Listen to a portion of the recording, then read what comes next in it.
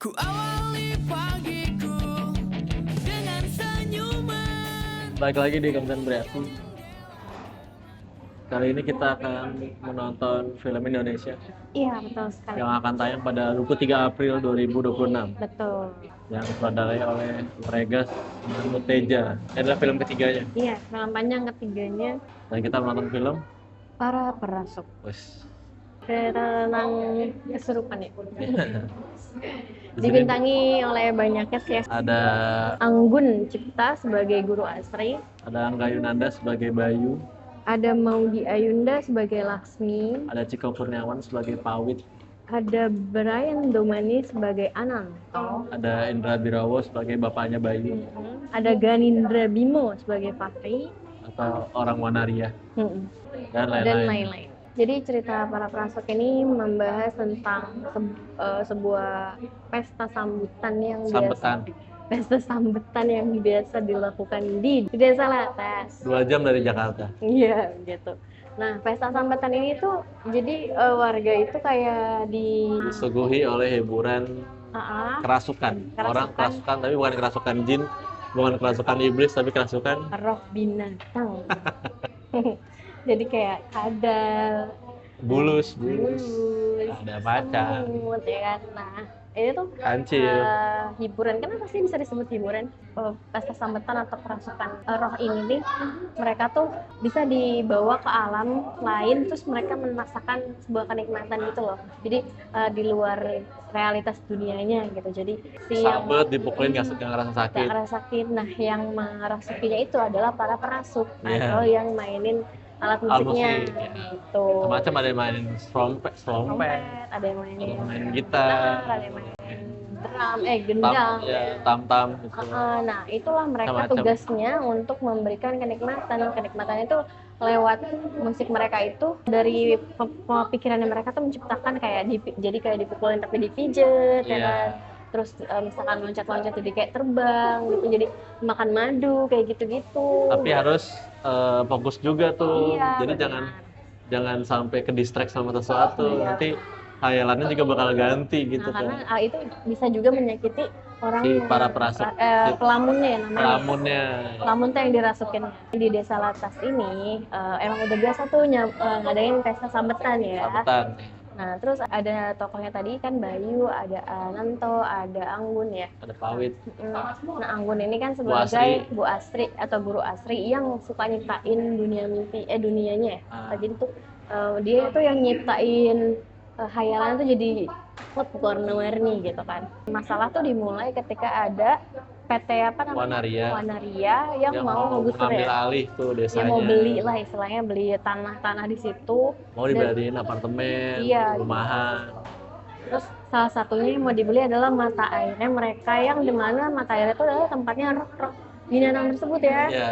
Jadi nanti mereka digusur lah, dibikin inilah, dibikin itulah gitu kan. Nah, dari situlah mereka si Sanggar inilah berusaha buat ngumpulin dana nih biar si Pemilik adalah yang suka jagain mata air nanti itu yang nggak menjual itu karena dibeli. anaknya sakit ya. Ya. Nah, selain itu juga mereka kayak sebenarnya sih secara garis kasar menceritakan melawan dengan perlawanan tersebut ya. Tapi Iya. karena kita di sini tokohnya fokus ke si tokohnya adalah si Bayu ya, dengan mana dia ini mau menjadi seorang perasuk karena si perasuk ini mau diganti dengan baru. Nah, mencarilah finalis-finalis yang bisa menggantikan Perasuk yang lama. perasuk lama gitu. Apakah Pemimpinnya gitu ya. Sanggar ini akan menemukan perasuk baru? Terus apakah mereka bisa melawan PT Wanaria tersebut ya? Bagaimana ending akhirnya tuh kan bisa ditonton di situ karena jalan ceritanya menuju ke situ gitu ya. Nah. Walaupun sebenarnya kita gunain POV-nya dari si Bayu sendiri ya. Bayu yang mau menjadi perasuknya, menjadi finalisnya, dan bagaimana perjalanan dia menemukan rohnya. Jadi tuh seorang perasuk itu harus nemuin rohnya sendiri gitu. Ya, dia Harus puasa ya. dia harus mencari roh binatang yang dia mau gitu. Dengan cara itu bertapa ya. Apa? Tapi pertapaannya sering diganggu sama Nah, satpam Wanaria. Iya, Bikin terus dia gagal fokus. selain itu juga, selain karena luar juga sebenarnya yang bikin nggak fokus itu diri sendiri juga nggak sih? Karena punya masalah pribadi. Jadi kan kalau filosofi tujuannya para prasut itu tuh bikin orang tuh nggak seneng. Ya, Nah kitanya kan seneng dulu nih biar orang lain tuh nggak seneng kan. Nah sedangkan si Bayu ini tuh punya banyak luka lah masa lalu gitu ya, hal-hal yang dia nggak bisa terima. Jadi tuh dalam proses dia menuju menjadi prasut ini tuh sulit banget ya, karena pikirannya tuh nggak fokus. Karena kalau sekali lagi tadi kalau nggak fokus ya, ke distract, itu yang bakal menyakiti si pelamunnya, orang yang kerasukannya. Jadi kalau pas dipukul ya berasa jadi pukul beneran gitu. Makan beling. Iya benar. Serem banget. Ya, jadi ini drama horor yang cukup oke dan cukup unik gitu ya, nggak biasa di Indonesia sendiri. Baru kali ini kita juga nonton sesuatu budaya sabetan ini gitu ya. Dan tadinya kan kalau kita ngeliat kayak kuda lumping kita tahu ya yang kebal-kebalan gitu. Tapi kalau ini tuh ternyata enggak ya, maksudnya di cerita ini tuh memang ada arti sendiri bahwa apa yang mereka lakuin itu memang sebuah kesenangan gitu kan. Itu dari segi Islam gimana ya? Boleh kah walaupun rohnya roh binatang, sekutukah dengan jin? Bisakah lintah bisa menjadi roh? Jadi banyak ya, rohnya tuh nggak cuma roh semut terang pun bisa jadi roh. Kancil, sapi, macam dari sini. Dan beda-beda ya, kesenangan yang diberikannya beda-beda. Jadi ada kesulitannya gitu ya. Yang paling rendah tuh bulus ya. Nah, bulus cuma dipijit-pijit tuh. Gitu. Jadi beda-beda. Nah, ya udah. Ada konfliknya lah antara Bayu sama teman-temannya, Pawit sama Ananto dalam berebut jadi prasut yang baru. Terus juga di mana dia punya konflik dengan bapaknya. Laksmi. Oh iya, Laksmi. Mungkin sandaran hatinya itu si Laksmi. Belum lagi sama bapaknya. Iya, sama bapaknya.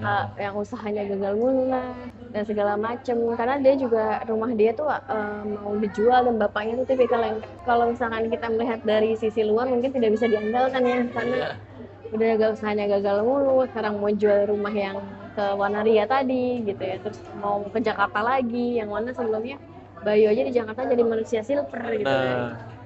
Ini nggak mau susah lagi lah. Iya. Nah, sedangkan dia apakah Bayu bisa merubah nasibnya? Apakah Bayu akan menjadi pemimpin prasut ya ke depannya? Jadi di film ini cukup padat ya untuk konflik. Cuman teman bagusnya filmnya adalah fokus sama satu karakter di sini. Ternyata dia mengambil POV-nya Bayu ya. Jadi ya udah, kita fokus sama Bayu. Mau dia punya konflik sama siapa ini nggak ceritain, kayak gimana masa lalunya, apa gimana. Fokus sama Bayunya aja lah. Keluarga sama teman-temannya gitu. Paling yang bersinggungan dekat aja kayak Lasmi ya, dan latar belakangnya Lasmi pun dijelasin tanpa yang harus deep itu atau jadi suara aja. Karena kan kalau Lasmi kan akan berkesinambungan ya konfliknya Bayu nanti ke depannya gitu kan ya. Tentang apa-apa yang akan terjadi gitu ya. Nah, kalau misalkan dengan tokoh-tokoh lainnya kayak misalkan sama Ananto atau Pawit, itu kan segala mereka teman atau yang dianggap saingan gitu ya, dan itu membantu karakter developmentnya Bayu di masa mendatangnya gitu kan. Di masa dia mencari roh yang paling bagus atau roh yang paling tinggi kastanya, supaya nggak diketawain lagi. Karena tokoh Bayu ini sendiri tuh banyak kan merasa selain marah dan kecewanya juga mungkin rendah diri dan segala macam ya, karena kan dia kayak butuh pembuktian diri gitu istilahnya buat orang-orang, tanpa dia sadar sebenarnya dia tuh udah punya tanpa harus bersaing sama orang lain. Memang dia nggak fokus aja. Cuma kan tadi sendiri ya, untuk menjadi prasut itu kita harus fokus ya. Harus senang dulu baru bisa nyenangin orang. Harus fokus dan nggak boleh ngelamun ya. Sombong benar. Nah, yang kita, terutama aku ya, sukain dari film ini juga kan disebutin tuh mantra-mantra kan namanya juga para prasut kayak pasti adegan kesurupannya banyak ya. Itu seru aja gitu ditontonnya, karena kan dia disebut mantranya. Mantra yang disebut terus gendang palunya bunyiin terus mereka kerasukan. Uniknya juga kayak Maudy Ayunda juga meranin Laksmi ini karena dia sering jadi pelamun ya atau yang dirasukin itu banyak banget koreografer yang dia ini yang jadi kerbau lah, Jadi kancil, lompat-lompat. kancil lah. Keren. Jadi pokoknya itu banyak banget dan nontonin ritualnya atau pesta sambutannya itu seru aja gitu setiap kali ditampilin gitu. Nah, musiknya juga enak-enak, bagus segala macam. Oke, yang disuka adalah gimana cara mereka memvisualisasikan mana suara dalam hati, suara dalam kepala, sama realnya gitu. Iya, Itu selalu diulang-ulang nih di film itu. Jadi kayak gambarin suasana hatinya si Bayu lah, Iya, benar. yang berkecamuk. Nah itu bagus banget divisualisasikan di film ini. Dan mungkin kalau misalkan kita lihat dari karya-karyanya Orega sebelumnya, yang ini lebih eksperimental ya. Benar. Tapi mungkin bisa diterima sih. Tergantung kalau misalkan mereka sukanya lebih ke drama yang biasanya yang Orega bikin kayak Penyalin Cahaya atau Budi Pekerti, kan dia juga sebenarnya dia sama ya ngangkat isu sosial ya. Betul. Biasanya Orega kan selalu kayak gitu ya. Kalau yang sebelum-sebelumnya kan lebih kena karena kan lebih relate dan lebih realistis ya. Kan kalau kayak ini lebih banyak bukan gak realistis juga tapi jauh gitu, ngerti nggak? Hal-hal yang Kayak gak relate di kita gak gitu relate. kan. Walaupun Karena konfliknya relate. Adat-adat karena adat. Iya gitu, tapi pribadi sih fun aja ditonton aja. Bagus. Oke, berapa rating untuk para peras? 8%. Oh, 8,5/10. Mantap. Cocok. Harusnya jadi penutup Iya. Jakarta Film Week. Dan paling sulit Mungkin belum jadi pada saat itu ya. yang disuka di film ini tuh gimana endingnya di delivery dengan oke sih. Ya nggak sih, nggak harus timbul tanda tanya, nggak harus yang memaksakan sesuatu gitu kan. Tutup dengan manis lah. Manis. Dan ya karakter developmentnya berhasil gitu ya. Cakep lah. Kalau mungkin ada beberapa dialog yang kadang-kadang Iya, maksain aneh ya. dikit. Aneh sih sebenarnya. Itu salah satu sih yang agak bikin kurangnya gitu ya. Karena kan kayak orang Jakarta pindah ke Latas, Iya ya. sebuah daerah di Jawa Barat. Jadi Tapi memang kayak gitu kan mereka bahasanya. Oke. Tapi kayak aneh ya. Nah iya makanya. Terus kadang-kadang ada di mana kayak Angga kecakapannya buat jadi Nah, ini. Apakah memang dia sulit ya dibawa jadi orang? Nah, tapi waktu di Budi Pekerti karena rambutnya diwarnain kali ya. Jadi kan di Dua Garis Biru oke. iya sih. Dia waktu di Budi Pekerti kan juga rambutnya Warna-warni jamet. warna jamet Ya. gitu kan, tapi dia warna jametnya keluar.